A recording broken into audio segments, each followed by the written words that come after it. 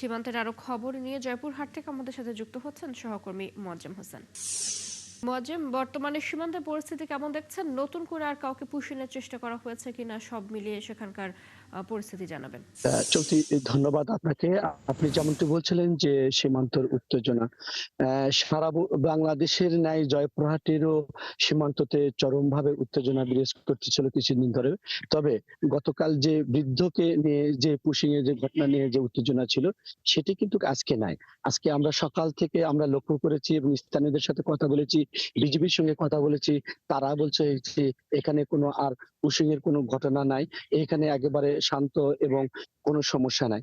আমি এখানে যেখানে রয়েছি জয়পুরহাট পাঁচবিবি যে আ হাট আ এটা হাটখোলা যে সীমান্ত রয়েছে সেটিতে আমি এখন অবস্থান করছি। আমার পিছনে যেটি রয়েছে সেটি আপনি লক্ষ্য করছেন যে এটি জয়পুরহাট পাঁচবিবি আ যে হাটখোলার যে সীমান্ত রয়েছে সেটি হলো ২৬৯ এর ২০ এবং এস পিলারের যে কাছে গতকাল যে বৃদ্ধকে পুশ করা হয়েছিল সেটি এখানকার আছে।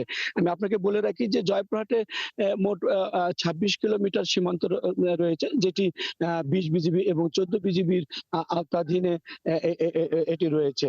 আপনাকে আরেকটি বিষয় বলে রাখি যে এই পুশিং ঠেকানোর কারণে এবং তার কাটা ঠেকানোর কারণে স্থানীয় যে বিজিবি রয়েছে তারা কিন্তু স্থানীয় মানুষ এবং চেয়ারম্যান এবং ইউপি সদস্যদেরকে নিয়ে তারা কিন্তু দিনরাত কাজ করে যাচ্ছে। পাশাপাশি কিন্তু জনসচেতনতার জন্য কিন্তু তারা কিন্তু মাইকিং করে যাচ্ছে। এরপরও আরেকটি বিষয় যেটা বলি যারা স্থানীয়রা যেটা বলতেছে যে এখানে যে প্রকাশ্যে যে পুশিং এর যে ঘটনাটা হয়েছে এর বাইরে কিছু একটা আতঙ্কের একটা বিষয় রয়েছে। সেটি হলো যখন গভীর রাত হয়ে যায়, যখন সাধারণ মানুষ যখন ঘরে তারা ফিরে যায় তখন কিন্তু একটা লক্ষ্য করা যাচ্ছে যে এই পুশিং এর ঘটনা স্থানীয়রা বলছে যে হয়েছে যে গতকালই যেমন বলা গেছে যে গতকালে একটি ৪-৫ সদস্য বিশিষ্ট একটি সদস্য তারা বাংলাদেশে প্রবেশ করেছে এবং তারা এখানে কুমিল্লায় তাদের অবস্থান করছে। তো এইরকম ধরনের আশঙ্কা এখন সাধারণ মানুষ যে করছে যদি বিজিবি এবং সাধারণ মানুষের নিয়ে আরো জোরদার প্রতিরোধ করা না সম্ভব হয় তাহলে কিন্তু এই পুশিং ঠেকানো খুব কঠিন হয়ে দাঁড়াবে।